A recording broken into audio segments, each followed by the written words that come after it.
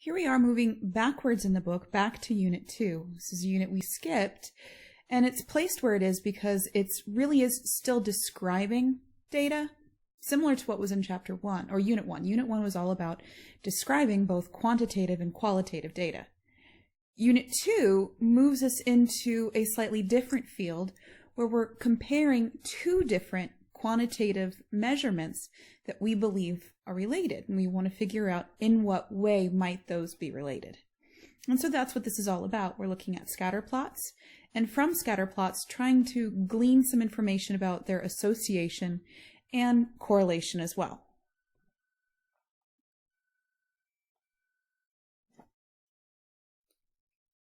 So when we describe scatterplots, we are really looking at a few very specific characteristics. That's direction, form, strength, and unusual features. So it's kind of like when we're talking about for example, a qualitative or categorical data, we look at the comparison from one group to another, whereas quantitative data, we talk about things like shape, center, spread, and unusual features. Well, scatterplots have direction, form, strength, and unusual features.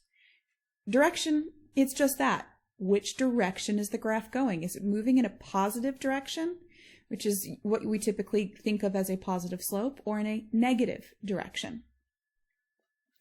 Here's an example of a graph relating the prediction error to a year and how off were they. And you can see as we go through the years that prediction error is decreasing. That is a negative direction. When we talk about form is asking what shape does that association appear. Now we're focusing primarily on a linear relationship. With a linear relationship, we can do so many more things.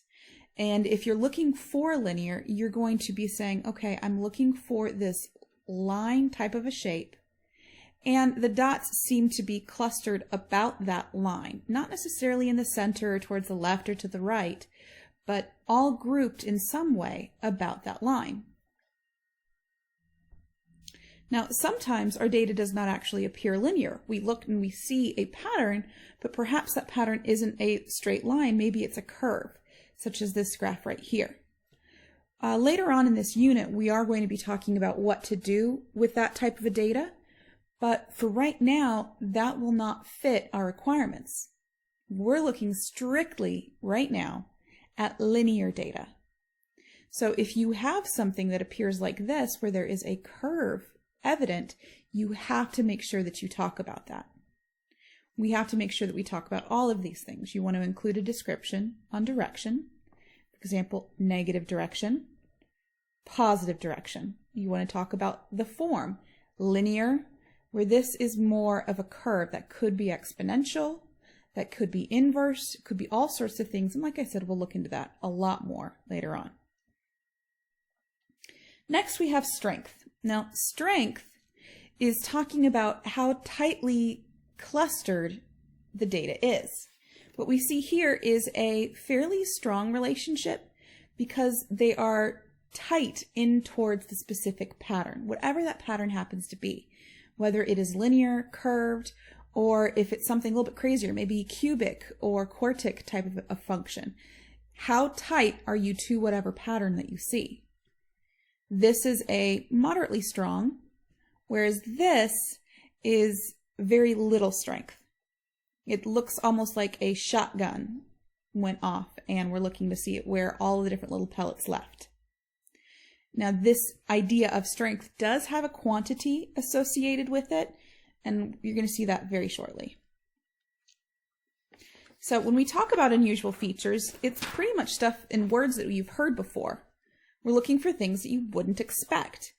And usually for us, that includes outliers, but it's not just outliers. Sometimes we'll see various clusters. Sometimes it will look almost like we have two separate groups going on at the same time, maybe three separate groups. Now, all of these things you cannot gather by just looking at a list of data. You actually have to see the picture.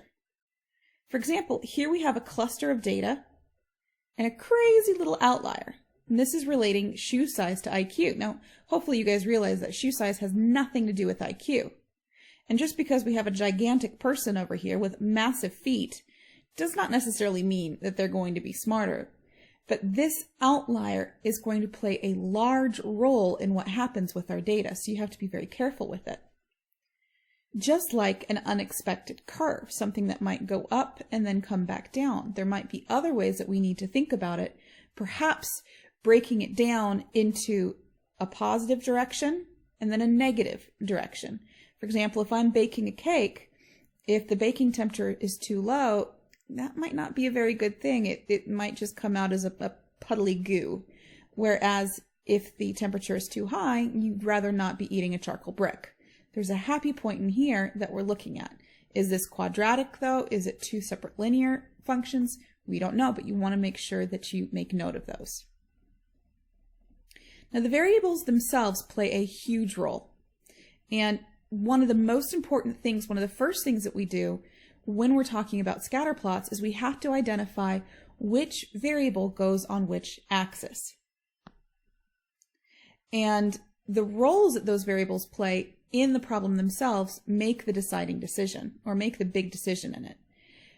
The explanatory variable, if you think back to kind of like when you were in algebra, the explanatory variable, that's going to be your independent variable, the thing that you will change. That is what we think will predict the outcome. That goes on your x-axis, just like x is the independent variable. Your dependent variable, your response variable, what you think is being affected, goes on your y-axis. So if I think amount of time studying helps explain your score on the test, I'm going to put the amount of time studying on the x-axis and the score on the test on the y-axis. But just because somebody puts something on a specific axis doesn't mean anything. You cannot assume that because something is on the x-axis, it's going to predict what's on the y-axis. It might not actually occur that direction. Now, I mentioned before that we were going to kind of talk about strength. This is where we're coming into it. When we're talking about measuring strength, we can only measure strength in a linear association. Only ever in a linear. That's why if there's a curve, we have to talk about that and possibly try to change that. The correlation, and we denote that with R. Please make sure that you understand this correlation is R because we have something else that's R squared. Correlation is the strength of the linear relationship between two quantitative variables. You're only ever going to have correlation if you have two quantitative variables. It is always going to be a number between -1 and 1. Just like probabilities always go between 0 and 1, correlation goes between -1 and 1. And that's because a positive R means that you're going in a positive direction. It's similar to slope, but do not think that this is slope. The sign just indicates the direction. So a negative correlation means that we're going in a downward slope, but it does not have anything to do with the slope itself. What it has to do is the strength of the relationship. The closer your value, positive or negative, is to 0, means that you have a very weak linear relationship. That doesn't mean that there's no strong pattern, it just means that pattern is not linear. And likewise, a very strong, very tightly clustered group will be much closer to -1 or +1, depending upon what the direction it goes in. And when you see a -1 or a +1, that means you have a perfect linear relationship. Now, I'm not using the words cause and effect here. It's not causing something, but there's a perfect relationship between the two. So here are some examples of some various correlations. So here I have a correlation of 0. Looks like buckshot. There is no clear pattern. I could draw lines going so many different directions, and there's no way to say that one of those lines is better than the others. That's why the correlation there is 1. For this one, the correlation is -0.3, because while I can see that there tends to be a negative direction going on here, the spread of those dots is still quite wide and quite variable. This one is a little bit tighter, and it's going in a positive direction, so that's why we're switching from a negative to a positive correlation. But again, we're not talking about a slope per se, it's just the direction. So this one is a little bit improved over the previous one. It's just going in a positive direction and still tighter. You see these points are starting to come in more towards the line. This is even better, but you see at a correlation of 0.9, it's not perfect. It's still clustered tightly, but it's not near what you would hope. And look at this. I want you to understand this is a correlation of negative 0.99. That to me is a very, very strong looking grouping. That grouping is not perfect though. You can clearly see that it's not all going to lie on one line, and that's why the correlation is not 1. So you want to pay very close attention to the sign because it tells us the direction. Remember, that's one of the key aspects of our describing a scatter plot. The size of the number, the closeness to 0 or positive or negative 1, talks about the strength. Okay? None of these talk about the form because they're only measuring linear association. I could have a perfectly set parabolic function and it would have a correlation of 0 because it's not linear. Correlation is only the linearity of your set of points. So when we're talking some more about correlation, you need to understand that it doesn't matter in which direction you calculate correlation, whether you ask something to be calculated correlation of x in terms of y or y in terms of x, it is still the same because it's just measuring the length, the strength of the linear relationship. If I go back and I look at this last drawing here, if I were to rotate my grid so that the axes are switched, the strength is still going to be exactly the same. It's not affected by that at all. Also, correlation has no units. It's just a number. Don't ever, ever, ever put units with correlation. It is a measurement of strength. It is not in feet. It's not in inches or pounds or hours. It is just a number, kind of like a percent. Correlation is not affected by changes in the center or the scale of either variable. This is huge. It's kind of like z-scores. We go to z-scores because if I want to change the center of something, or if I want to change it from measuring in inches to measuring it in centimeters, it's not going to be affected. Correlation is exactly the same. You can change one axis and not change the other. It's not going to change your correlation coefficient at all. And again, I cannot stress this enough. Correlation is a linear association, has nothing to do with how close something is to a pattern. It has something to do with how close it is to being linear. You could have a perfect pattern, exponential, quadratic, square root, reciprocal. But if it's not linear, your correlation can still go to 0. And the last thing, correlation is extremely sensitive to outliers. And we're going to talk more in specific about what that outlier does, but a single outlier can make a tiny correlation huge, or it can actually make a really big correlation small. Outliers are very, very powerful in scatter plots, which is one of the reasons why we include that when we're describing what's going on. Now, because of all of these crazy things that go along with correlation, we actually have a lot of conditions that we have to check before we can even talk about correlation. For example, kind of obviously, I can't talk about correlation if I'm talking about a qualitative data. I can't talk about correlation when I'm doing a chi-square test. It just doesn't happen.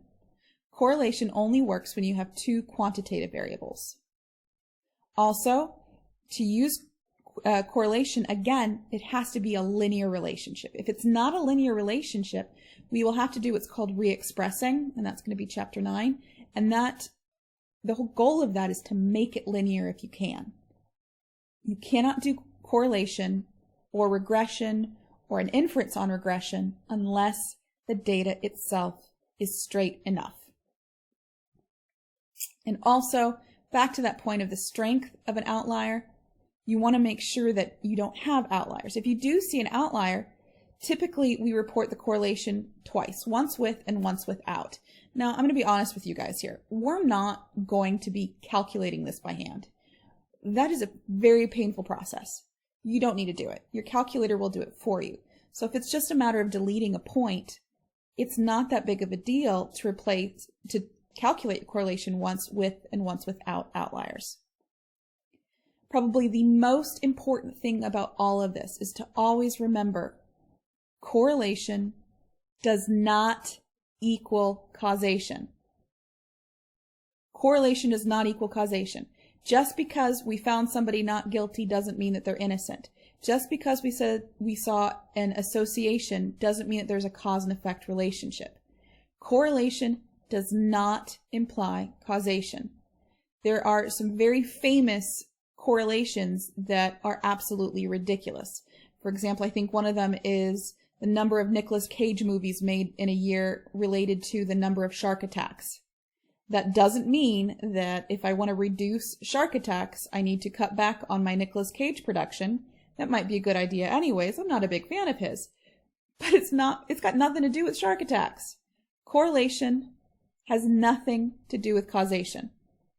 All it does is it says that there is something going on. There might be a linkage. It just might be pure coincidence. It is not a causation.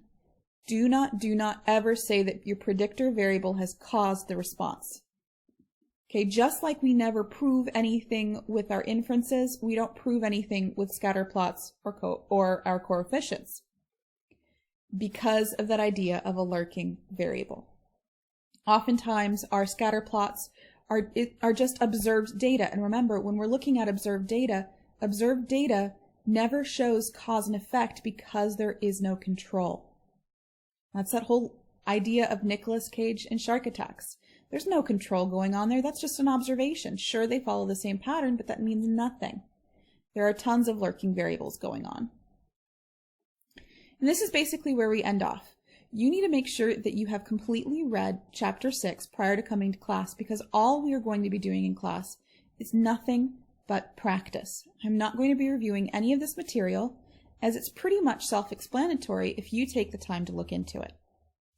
All right, I hope you guys keep note of any questions that you may have had, and I am here for you if you've got questions. Either ask them before or after school, or I will see you in class.